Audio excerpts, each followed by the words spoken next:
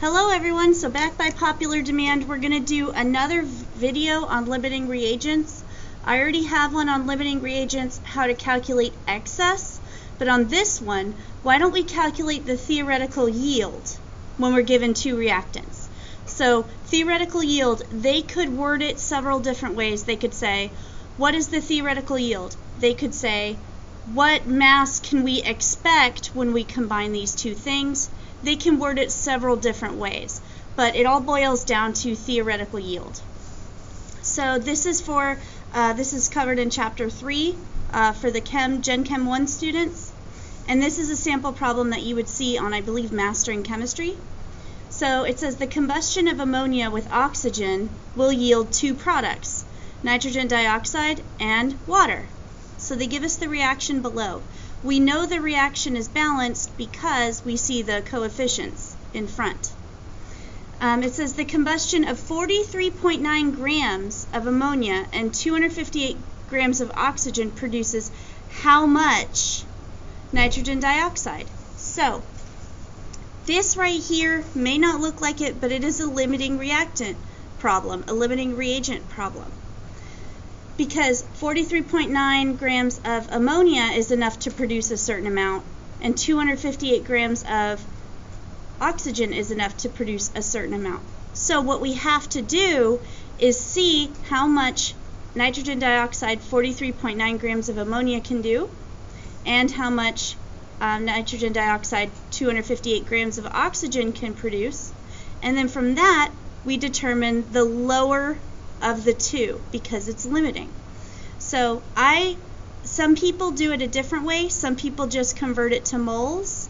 What I like to do is I like to just go ahead and finish the whole calculation. So let's just do that. We'll start with how about the ammonia? So we are given 43, and if you've taken my class or if you've seen me do these before, I like to put the numbers right here. 43.9 grams of this. And what else are we given? We're given 258 grams of this, right? And we're unknown of this. So as far as the problem concerned, we're not looking for how much water's made, right? So start with your given and put him over 1. Always, always, always. Grams of NH3, put him over 1. Okay. So can I go from, I need to compare moles to moles. Why? Because this is 4 moles of NH3 will make 4 moles of nitrogen dioxide. So it's 4 moles and 4 moles. Right now my unit is grams. Not good, right? So what I have to do is I have to convert NH3 to moles. How do I do that? The molar mass. So nitrogen is 14.007, and we have 3 of the hydrogens, 1.008. So I did not do this ahead of time. Let's go ahead and figure that out. 3 times 1.008 plus my 14.007, I get 17.031. And that's grams per mole, because what are the numbers on the periodic table? Those are grams per mole. So grams will go on the bottom because I need them to cancel out.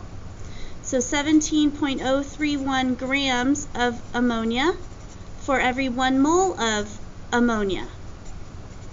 Now I'm in the term of moles, right? Because grams will cancel out. My term now is moles. I can now directly compare moles and moles. So 4 moles of NH3 for every 4 moles of NO2. Notice right now I'm ignoring oxygen completely, right? You're just seeing how many grams of NO2 you can get with this many grams of NH3. So 4 moles of NH3 for every 4 moles of, I did a capital M for mole, I got very excited, NO2, right? So now my unit is moles of NO2. Now remember, the question's asking how many grams of NO2 can be formed. So I need to convert this to grams. How do I do that? Periodic table. So 1 nitrogen is 14.007. and 2 times oxygen, which is 15.999. So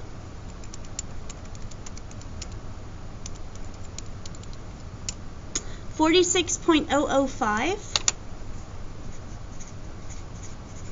So 1 mole of NO2 is the same as 46.005 grams of NO2.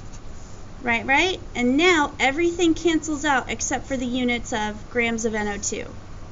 Fantastic. So all you do is multiply by all the top, divide by all the bottom. Now some people out there might be saying, can't we just cancel 4 and 4 out? You are correct.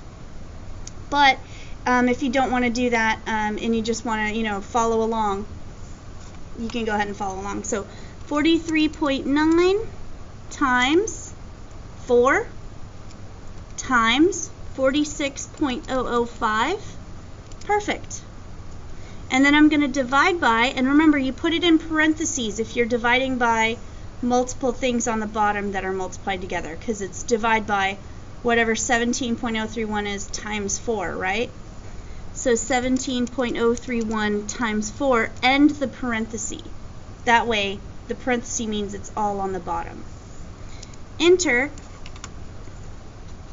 So with 43.9 grams of ammonia, I can make 118.58 grams of NO2. You say, wow, that was a lot, Carla, I'm exhausted. We're not done yet. We just did half of it. We went from 43.9 grams of NH3 to grams of NO2. Now we have to go from 258 grams of O2 to grams of NO2. And which one do we pick? We pick this smallest number. So I'm going to bring a fresh piece of paper. And guess what? The second part is very much similar to the first part. So now we're going to, first off, we started with our grams of NH3, didn't we?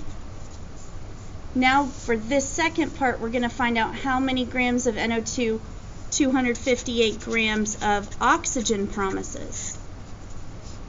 Put that over 1, right? Start with your given, put it over 1. And I need to convert this to moles, correct.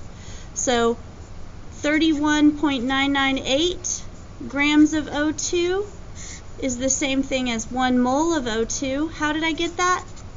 I did 2 times 15.999, which is the molar mass of oxygen. Now, I look back at my ratio, my molar ratio. Let me just actually do this. How about that? Now it's nice and fresh. Perfect. So, 258 grams of oxygen, I turned it into moles, and now I can compare moles to moles. It looks like 7 moles of oxygen will give me 4 moles of NO2. So 7 moles of oxygen, I'm putting it on the bottom so the moles cancel out of oxygen, will give me 4 moles of NO2. Perfect. Now, is the question asking for moles of NO2 or is it asking for grams? We need grams. So I convert this to 1 mole of NO2 is the same as how many grams of NO2? Well, we already did that calculation. Turns out it's 46.005, right?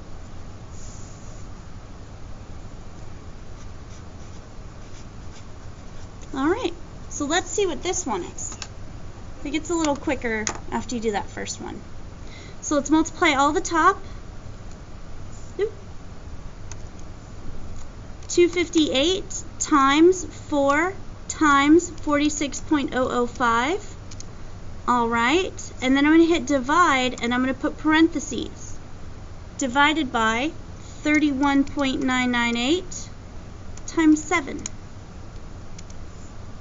I get 211.96 grams. So what does that mean? It means that I have enough ammonia to make 118 grams of NO2. I have enough oxygen to make 211 grams of NO2. Which one is actually going to happen? Well, it's the limiting reagent. So this is the one that's actually going to happen. This is nothing. How do I know that? Because this number is bigger than this number. I have only enough. As soon as 118 grams of NO2 is made, my ammonia runs out. It's gone. So I need to say that, what did I just discover? I discovered that NH3 is my limiting reagent.